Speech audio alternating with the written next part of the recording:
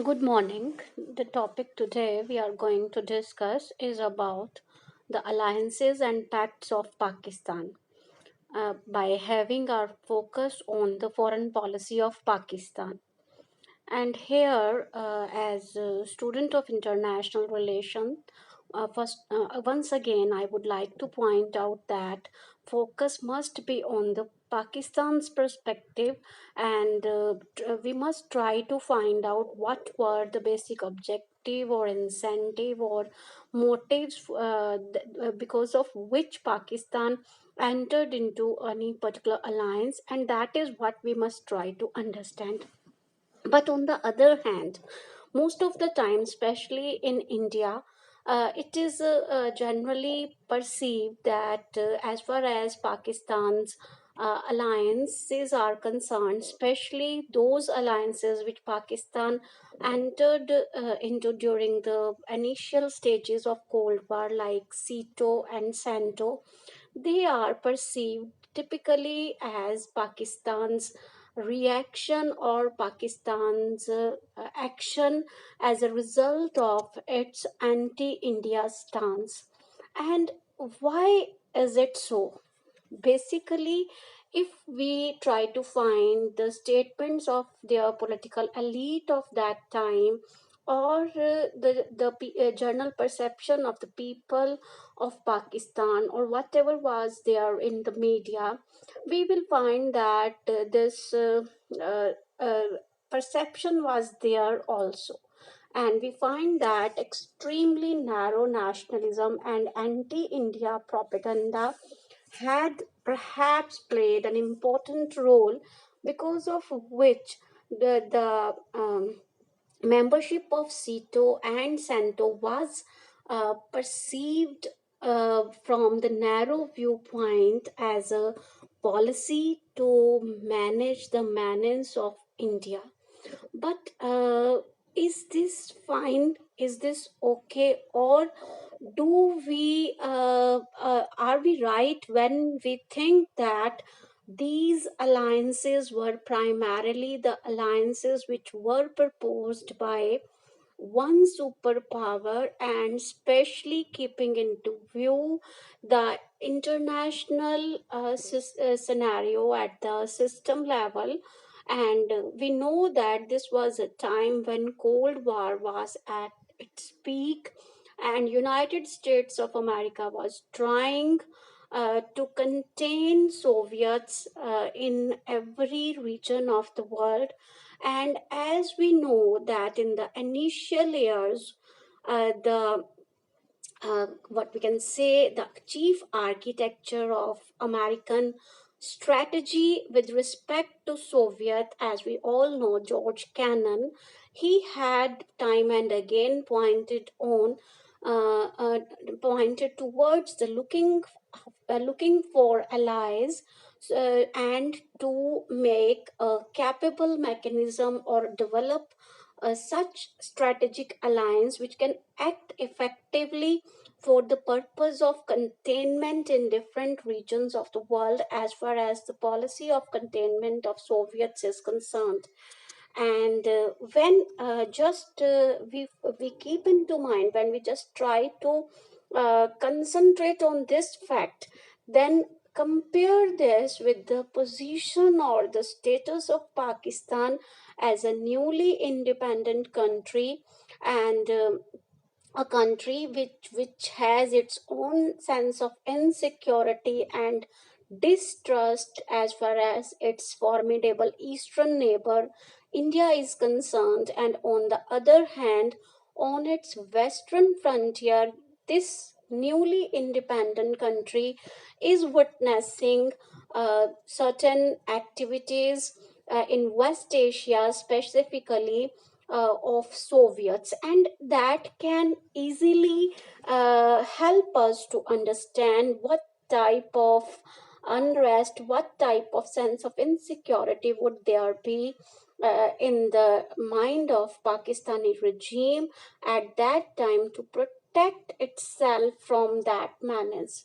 And definitely, in such a scenario, one thing was there that Pakistani political elite, they were quite wary of, they were quite discomfortable with the activities of Soviets and their increasing influence in West Asia on one hand, and second, they were looking towards the Western alliance. They were trying to fulfill their immediate need, whether they were with respect to the economic aid or more essentially with respect to the weapons or other defense related needs. And as we all know that right after its inception, Pakistani administration was trying to approach Americans for fulfilling their demand. They were trying to get American aid. They were trying to find ways to get military aid as well as economic aid. That thing was there. And at the same time, the formidable Prime Minister of Pakistan, Mr. Liaquat Ali Khan, his uh, opposition, or what we can say dislike for communism, he had made it clear many a time, and he had particularly tried to convey to the Americans counterpart what his views on these particular propositions were. And all these things have helped to create an impression in the mind of Americans that in the form of Pakistan they are looking at an ally, a probable ally, at a very strategic location in Asia. That was entry point to the Western Asia, that was part of South Asia, and from where they can look on the Persian Gulf, they can reach the warm waters of Gulf and all the oil rich regions, and at the same time even Arabian, they can approach the Arabian Sea also. So just look at Pakistan from the perspective of a superpower in 1950s, and especially keeping into mind that when their policy was such that they were looking for probable or potential allies in different parts of the world, and in 49 NATO was there. They had already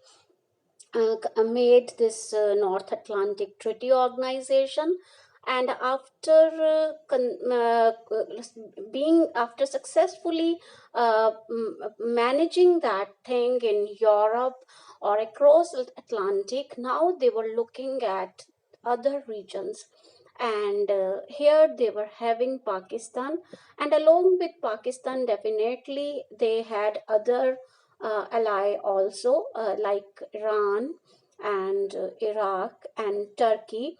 And definitely you might be thinking that how Iran could be considered as an ally of United States of America.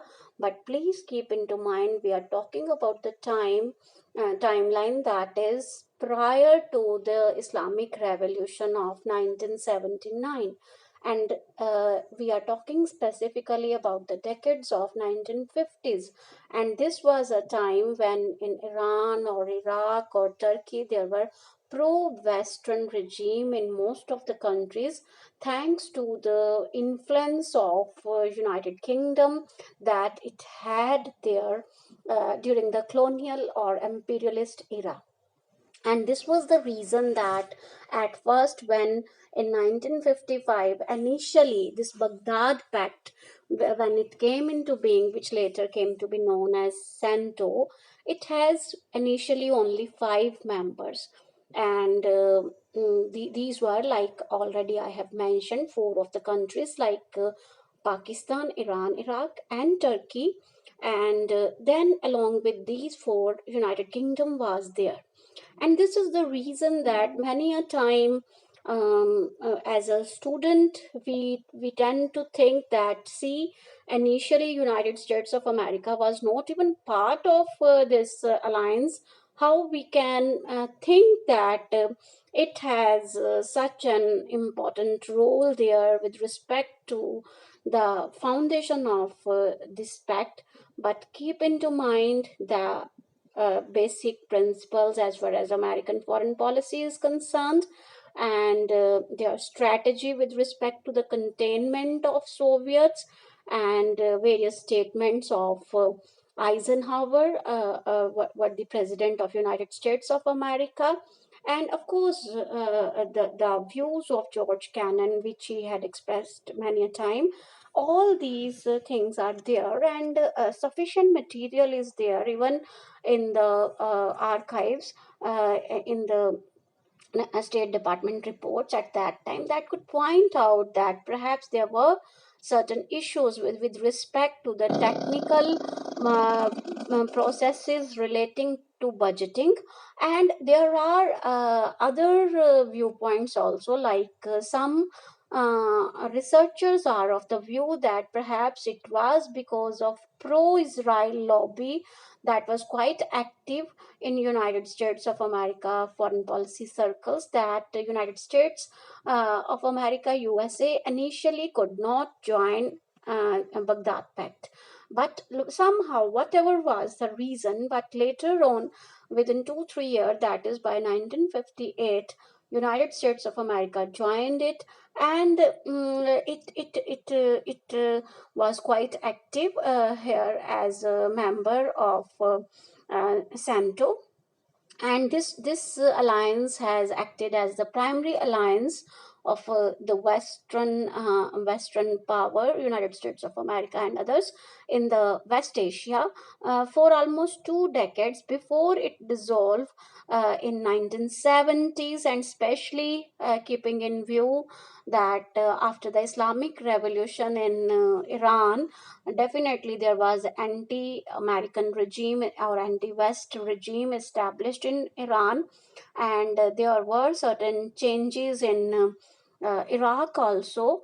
And we know that at that time coup d'etat was there in Iraq also.